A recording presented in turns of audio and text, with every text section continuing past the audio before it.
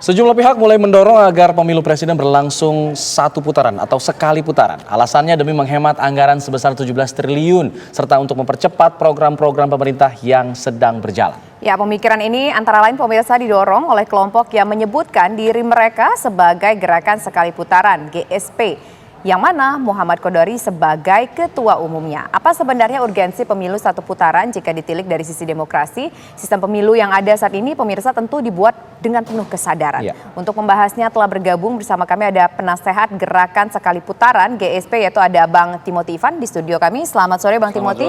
Kemudian juga sudah bergabung bersama kami ada juru bicara TPN Ganjar Mahfud yaitu ada Bang Deddy Sitorus. Kemudian juga ada juru bicara TKN Prabowo Gibran Bang Fahri Hamzah dan juga juru bicara Timnas Pemenangan Anies Muhaimin yaitu ada Bang Indra Harismaji. Selamat sore Bapak-Bapak semua. Pertama saya ingin ke GSP terlebih dahulu yang sudah hadir di sini. GSP sebenarnya apa sih yang mendorong adanya satu putaran? Apakah make sense alasan ekonomi? Kemudian apakah juga make sense di negeri yang sepertinya kita ketahui merupakan negeri demokrasi? Ya, GSP sendiri ini adalah gabungan dari relawan Jokowi yang kita menginginkan Pilpres 2024 itu dilakukan dalam sekali putaran begitu. Nah, kenapa sekali putaran? Karena kami menganggap sekali putaran itu lebih baik. Bukan berarti putaran kedua itu tidak baik, tapi sekali putaran itu lebih baik. Dalam hal? Ada 3 hal yang menjadi alasan kami kenapa kami menganggap sekali putaran itu lebih baik. Pertama, hemat waktu.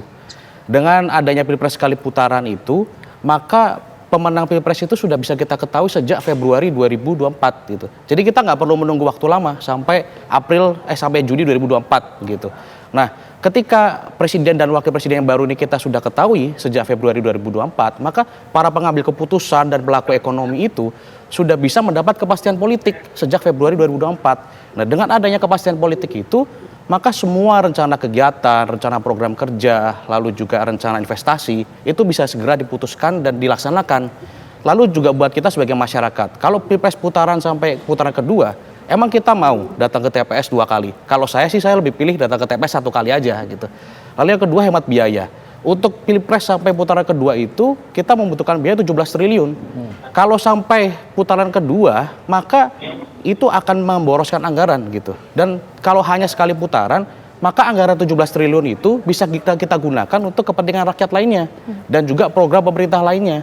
Contoh bisa untuk subsidi pupuk, subsidi rumah sangat sederhana, subsidi transisi energi hijau, bantuan pangan dan tunai ad hoc lainnya. Contoh El Nino gitu.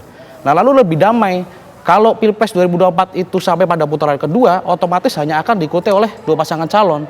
Kalau ada 2 pasangan calon yang saling head to head, itu maka akan mengeras Pilpresnya. Apalagi jika digunakan isu-isu primordial, isu-isu SARA, isu-isu agama, ras dan antar golongan. Ya, maka akan terjadi pengulangan seperti Pilpres 2014, 2019 dan terparahnya Pilgub DKI 2017. Apakah ingin kita semakin terpolar lagi gitu?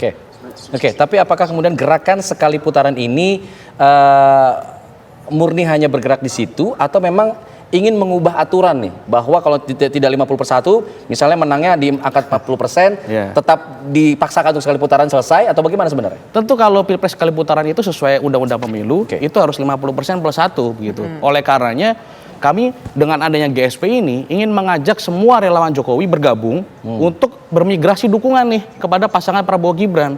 Karena menurut tren survei sekarang dari beberapa lembaga survei kredibel, pasangan calon yang paling berpotensi memenangkan Pilpres satu putaran itu adalah pasangan Prabowo Gibran. Ya. Surveinya kan sekitar 45, 46, 47%. Artinya dengan adanya GSP ini kita perlu berjuang menambah 6-7% suara saja gitu. Supaya Pilpres 2024 itu sekali putaran dapat terwujud. Gitu. Baik, sekarang kita ingin ke Bang Fahri. Bang Fahri, sebagai katakanlah tim ses dari TKN Prabowo Gibran, merasa sangat setuju sekali dong dengan apa yang disampaikan oleh GSP ini. Satu putaran, sekali putaran itu lebih baik dibandingkan dengan 2 putaran. Atau gimana Bang Fahri? Sebenarnya ini mungkin adalah kritik terhadap sistem kita yang memang sejak awal itu bermasalah dalam penyelenggaraan pemilu presiden khususnya. Karena terlalu cepat terjadi penyederhanaan. Ini yang saya bilang dulu, partai-partai politik ini punya dosa, ya, karena mereka memaksakan presidensial threshold 20%.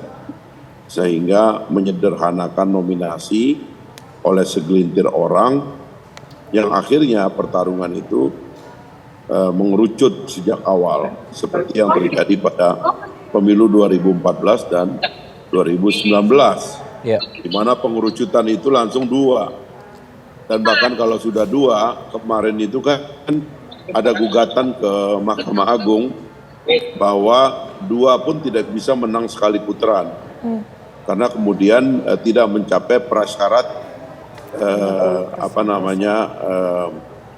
electoral vote-nya. Popular vote-nya dapat 50% plus 1, tapi electoral vote-nya nggak dapat. Sekali lagi ini adalah kritik terhadap ketidaksempurnaan sistem.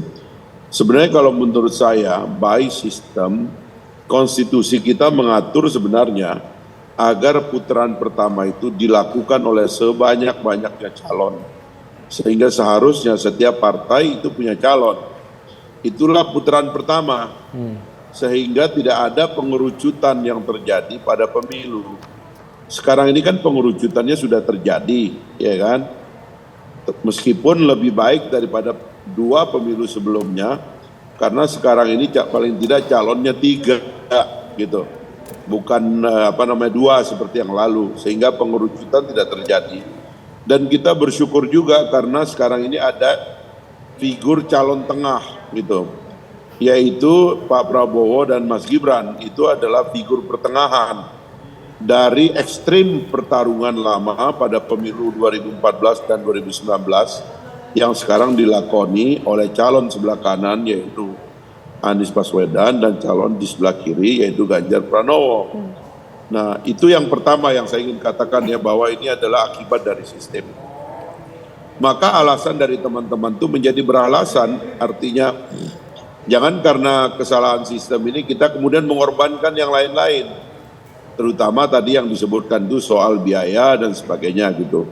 Kalau menurut saya, kami di Prabowo Gibran lebih optimis karena sejak awal positioningnya Prabowo Gibran itu alhamdulillah adalah yang paling tepat sebagai calon yang merupakan hasil dari rekonsiliasi nasional 2019 untuk menghindari ketegangan yang sangat keras di kiri dan kanan, maka terbentuklah rekonsiliasi nasional antara Pak Jokowi dan Pak Prabowo. Baik. Rekonsiliasi ini yang saya lihat oleh publik dianggap sebagai harapan yang lebih memberikan kepastian bagi keberlangsungan pemerintahan yang akan datang, perbaikan yang akan kita lakukan ke depan, dan hal-hal baik yang sudah dilakukan oleh pemerintahan Pak Jokowi yang ditandai oleh tingginya approval rate beliau sampai akhir masa jabatannya sekarang di atas 75%,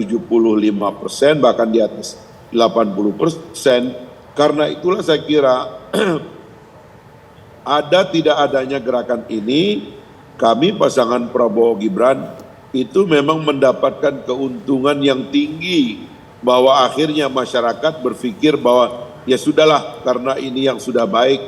Di masa lalu juga ada Pak Prabowo, sekarang juga ada Pak Prabowo. Pak Prabowo bergabung dengan Pak Jokowi, ada Mas Gibran mewakili kaum muda. Maka saya kira akan ada kesepakatan umum secara nasional bahwa memang kalau kita mau menyederhanakan pemilu ini sehingga kita bisa menghemat biaya triliunan rupiah ya dari APBN kita, pasangan nomor 2 adalah pasangan terkuat untuk dijadikan pemenang pada satu putaran ini gitu.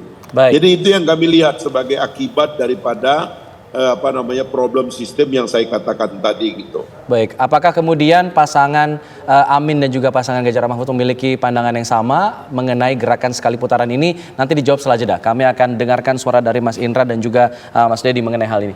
Usai jeda kami kembali sesaat lagi.